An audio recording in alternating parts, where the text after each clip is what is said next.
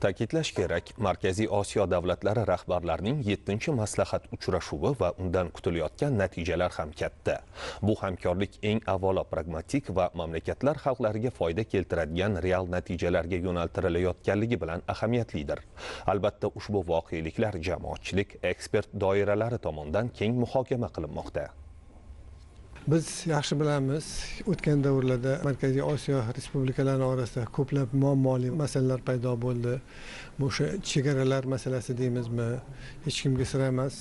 Mana qo'shni davlatlar bilan chegaralarimiz hatto minalashtirilgan edi. Markaziy Osiyo aholisi qo'shni sifatida emas, o'ziga qanaqadir dushman desak to'g'ri bo'lmaydi, mana shunaqa munosabatda bo'lib qolgan edi.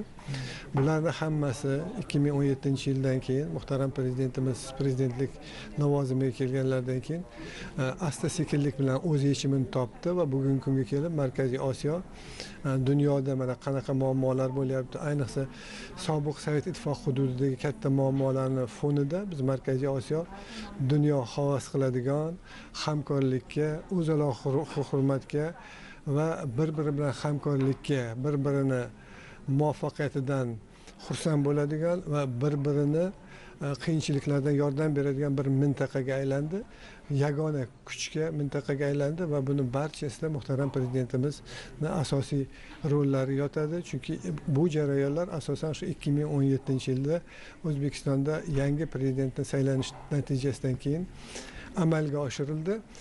Va buni natijasida mana O'zbekiston o'zini xorijiy tashqi siyosatida Markaziy Osiyo hududini asosiy aktual prioritet sifatida belgiladi.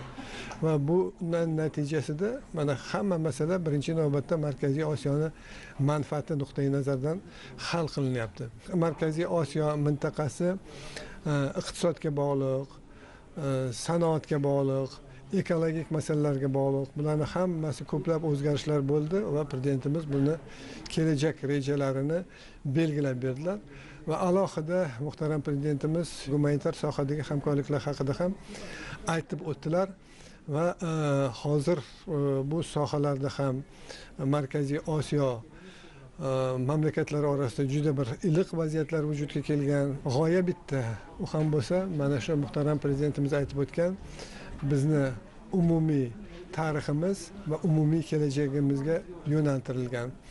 Endi bir so'z bilan aytadigan bo'lsak, muhtaram prezidentimiz avvalambor Markaziy Osiyodagi o'tgan jarayonlarga baho berdilar va shu bilan bir qatorda bu mintaqani kelajagini belgilab beruvchi ko'plab yo'nalishlarni belgilab berdilarki, agar mana shu ishlar amalga oshiriladigan bo'lsa, biz o'ylaymiz Markaziy Osiyo mintaqasi dunyoning eng taraqqiy etgan va rivojlangan mamlakatlardan, mintaqalardan biriga aylanadi va eng muhimi esa bu mintaqa xalqlari orasida do'stlik, birodarlik, o'zaro hamkorlik o'z rivojini topadi.